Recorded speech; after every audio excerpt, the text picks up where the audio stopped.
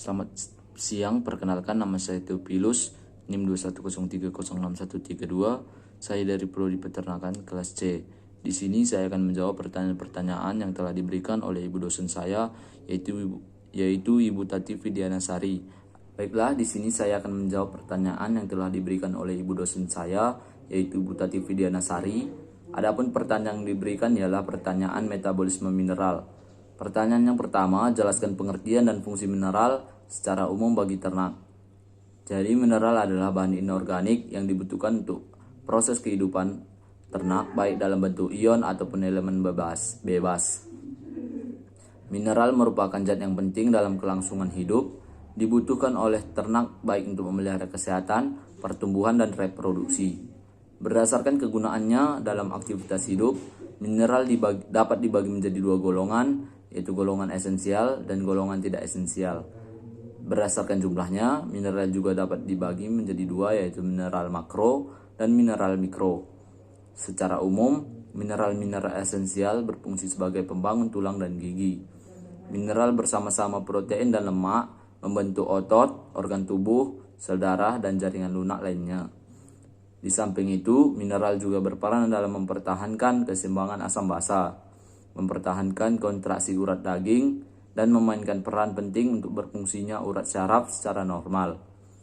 Sebagian mineral esensial juga berfungsi mempertahankan tekanan osmotik, bagian dari hormon atau sebagai aktivator dari enzim, mengatur metabolisme, transport zat makan ke dalam tubuh, permeabilitas membran sel, dan memelihara kondisi ionik dalam tubuh. Fungsi mineral yaitu sebagai katalis berbagai reaksi biokimia dalam tubuh, sebagai transmisi sinyal atau pesan pada sel saraf, sebagai alat memproduksi hormon, sebagai pencernaan dan penggunaan makanan. Merupakan bagian organ vital seperti tulang, darah, dan gigi. Membentuk bagian dari kerangka gigi dan hemoglobin. Mempertahankan keseimbangan asam basa yang tepat dalam cairan tubuh. Mempertahankan tekanan osmotik seluler, mempertahankan keasaman yang tepat dari getah pencernaan atau Mg, Zn, dan Ca, mencegah kekejangan pada tubuh, mempertahankan kontraksi yang tepat dari urat daging. Kemudian mineral ada hubungannya dengan fungsi vitamin dalam pembentukan tulang bagi tubuh. Lalu pertanyaan yang kedua ialah jelaskan fungsi mineral makro dan mikro. Fungsi dari mineral makro adalah yang pertama, natrium berfungsi sebagai keseimbangan asam basa, osmoregulasi, dan transmisi saraf.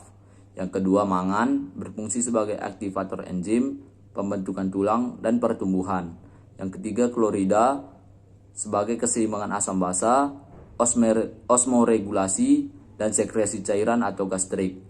Yang keempat ialah magnesium sebagai pembentukan tulang, aktivator enzim untuk metabolisme karbohidrat dan leptida.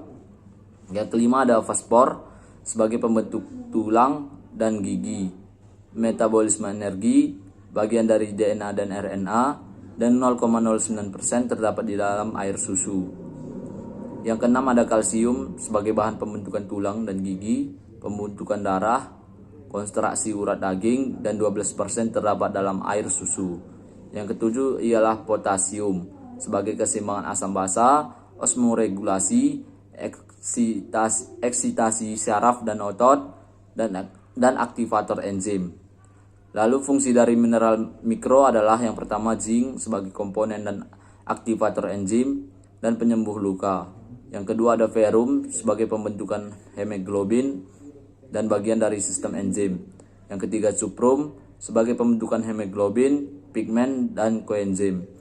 Yang keempat ada lodin berfungsi sebagai konstituen hormon tiroid dan pembentukan hormon tiroksin.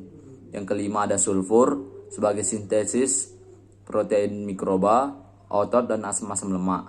Yang keenam ada kobalt sebagai bagian dari vitamin B12 untuk pertumbuhan mikroba rumen. Yang ketujuh ada fluoride sebagai esensial untuk hewan-hewan laboratorium. Yang kedelapan ada selenium sebagai mesaloenzim dari enzim glutathione peroksidase yang berfungsi untuk menghilangkan H2O2, berasosiasi dengan vitamin E dan sistem imunitas. Yang kesembilan ada molybdenum, merupakan bagian dari enzim sulfite oksidase yang berfungsi untuk oksidasi sulfite. Lalu kita masuk ke pertanyaan metabolisme vitamin.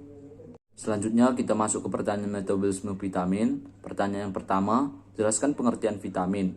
Vitamin adalah suatu zat senyawa kompleks yang sangat dibutuhkan oleh tubuh kita, yang berfungsi untuk membantu pengaturan dan proses kegiatan tubuh. Yang kedua, apa saja sifat-sifat umum vitamin? Yaitu larut dalam lemak. Yang pertama terdiri dari unsur CHO. Yang kedua mempunyai bentuk provitamin yang bisa diubah menjadi vitamin dalam tubuh. Contohnya provitamin A dan provitamin D. Yang ketiga, tidak terdapat di semua jaringan. Vitamin umumnya berasal dari jaringan tanaman kecuali vitamin C dan D yang terdapat dalam jaringan hewan. Yang keempat, menyusun struktur jaringan. Yang kelima, diserap bersama lemak. Vitamin larut dalam lemak diabsorpsi dari saluran pencernaan bila ada lemak. Faktor-faktor yang dapat meningkatkan penyerapan lemak adalah ukuran partikel atau adanya empedu yang dapat meningkat penyerapan vitamin yang larut dalam lemak. Yang keenam, diserap bersama lemak. Vitamin yang larut dalam lemak disimpan pada deposit lemak dan penyimpanannya akan meningkat dengan meningkatnya konsumsi vitamin larut dalam lemak. Yang ketujuh ialah dikeluarkan melalui feses. Vitamin larut dalam lemak diekskresikan lewat feses. Yang kedelapan, kurang stabil, dapat dipengaruhi oleh cahaya, oksidasi, dan lain-lain. Yang kesembilan ialah secara fisiologi, vitamin yang larut dalam lemak dibutuhkan dalam pengaturan metabolisme. Lalu yang kedua, larut dalam air. Yang pertama, tidak dapat tersusun oleh CHOSN atau CO. Yang kedua, tidak ada dalam bentuk provitamin, contohnya triptofan bisa diubah menjadi niacin, tetapi niacin tidak disebut provitamin. Yang ketiga, terdapat di semua jaringan. Yang keempat, vitamin yang larut dalam air sebagian besar terlibat dalam transfer energi karena vitamin ini ada di setiap jaringan hidup, tersedia dan dibutuhkan. Yang kelima, diserap dengan proses difusi. Biasanya artinya penyerapan secara sederhana seiring dengan penyerapan air dari saluran pencernaan masuk ke dalam sel darah. Yang keenam, sebagai prekursor enzim atau merangsang enzim. Pertanyaan yang ketiga, jelaskan jenis-jenis vitamin dan fungsinya bagi tubuh ternak. Jadi yang pertama itu ialah vitamin A atau retinol. Jadi semua hewan membutuhkan vitamin A. Vitamin tersebut tidak terdapat dalam tumbuhan. Sebagian vitamin A melainkan sebagai prekursornya yaitu kariotin atau lazim dinamakan provitamin A karena tubuh dapat mengubahnya ke dalam vitamin aktif. Proses konversi vitamin A menjadi vitamin A terjadi dalam sel mukosa usus halus. Defisiensi dapat dijumpai apabila penyerapan lemak menurun. Empedu tidak ada. Secara umum, fungsi vitamin A mempunyai 3 peranan penting di dalam tubuh, yaitu pada mata, epitel, dan tulang. Selanjutnya ada vitamin D atau kalsiferol. Vitamin D mempunyai beberapa fungsi. Yang pertama, membantu proses absorpsi Ca dan P dari saluran pencernaan dan selanjutnya mengatur konsentrasi Ca dan P dalam darah. Yang kedua, proses reabsorpsi, berperan dalam proses reabsorpsi fosfat pada ginjal untuk mengatur konsentrasi Ca dan P dalam darah. Yang ketiga, deposisi, berperan dalam pembentukan tulang dengan jalan mempengaruhi deposisi pada matriks tulang. Apabila utama defisiensi vitamin D adalah terbentuknya tulang dan yang abnormal. Bila terjadi pada ternak muda akan terjadi penyakit rakitis, dan bila terjadi pada ternak dewasa terjadi osteomalacia. Selanjutnya ada vitamin E. Vitamin E mempunyai beberapa fungsi antara lain. Yang pertama, reproduksi, membuat normalnya proses reproduksi pada jenis ternak. Yang kedua, dapat digunakan sebagai antioksidan. Yang ketiga, absorpsi, memperbaiki Fe oleh usus, sedangkan Fe penting untuk mencegah terjadinya anemia. Selanjutnya ada vitamin K. Vitamin K merupakan senyawa yang penting dalam proses koagulasi darah. Oleh karena itu semula disebut faktor koagulasi yang kemudian disebut vitamin K. Fungsi vitamin K diperlukan dalam proses pembentukan darah, khususnya diperlukan dalam sintesis protombin di dalam hati. Karena protombin bersama tromboplastin dan dengan adanya trombokinase akan membentuk trombin. Dengan adanya trombin, maka fibrinogen akan berubah menjadi fibrin. Fibrin inilah sebetulnya diperlukan dalam proses pembentukan darah. Vitamin B1 atau tiamin. Selanjutnya di vitamin ini mengakibatkan kadar asam pirufat dan asam laktat di dalam darah menjadi naik dan segera menunjukkan gejala nafsu makan turun. Kerja sistem saraf turun, otot lemak dan ternak menjadi kurus. Berperan penting sebagai koenzim menjadi dekarboksilasi senyawa asam keto. Vitamin B1 juga diperlukan untuk reaksi fermentasi glukosa menjadi etanol di dalam yes. Selanjutnya ada vitamin B2 atau riboflavin, merupakan penyusun koenzim flavoprotein yang berperan dalam tubuh berkaitan dengan reaksi kimia sebagai pembawa hidrogen yang penting dalam metabolisme KH dan protein. Memiliki fungsi sentral dalam produksi energi dan pernapasan seluler. Selanjutnya ada biotin. Fungsi biotin dalam metabolisme KH, lemak dan protein. Pada ayam kekurangan biotin gejalanya sama dengan kekurangan asam pentotenan. Terdapat luka pada sudut mulut, selanjutnya ke seluruh paruh. Pada ayam dewasa mengakibatkan terjadinya penurunan daya tetas lebih sedikit, berpengaruh pada produksi telurnya. Biotin merupakan zat pencegah periosis seperti halnya mangan, kolin, dan asam folfat. Folfat perannya dalam sintesis purin dan pirimidin yang merupakan kunci asam nukleat. Baiklah, saya akan melakukan uji coba vitamin C sederhana dengan larutan betadin dan beberapa sampel seperti berikut. Baiklah, langkah yang pertama ialah siapkan wadah yang berisikan air sebanyak 5 wadah sebagai tempat betadin yang akan dimasukkan. Lalu kita akan masukkan atau teteskan betadin pada masing-masing wadah sebanyak 5 tetes betadin.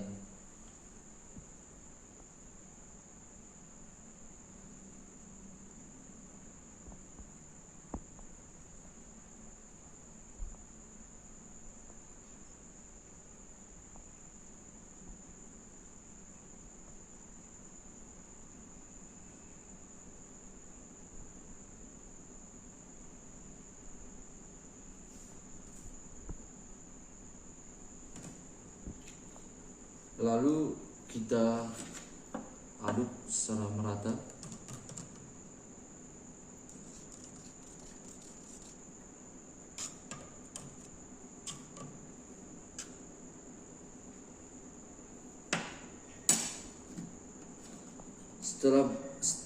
Setelah bahan tercampur merata, selanjutnya kita masukkan sampel yang sudah kita siapkan. Kita masukkan sampel mangga ke dalam betadin. Tidak perlu terlalu banyak. Lalu kita aduk. Selanjutnya sampel jeruk.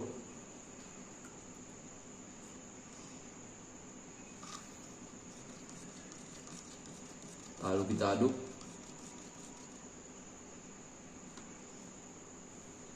Lalu ada sampel pepaya.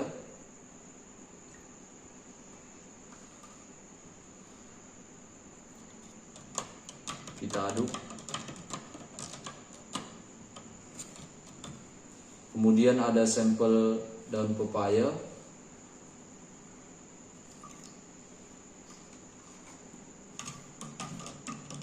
Lalu kita aduk-aduk secara merata. Kemudian ada daun singkong.